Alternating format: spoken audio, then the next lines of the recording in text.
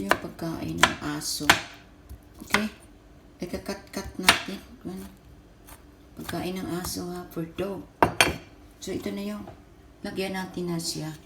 Kasi may chicken, may chicken meat, may potato, kamuti ba? Tapos, gawa tayo ng ano niya. Sige na. So, 3 days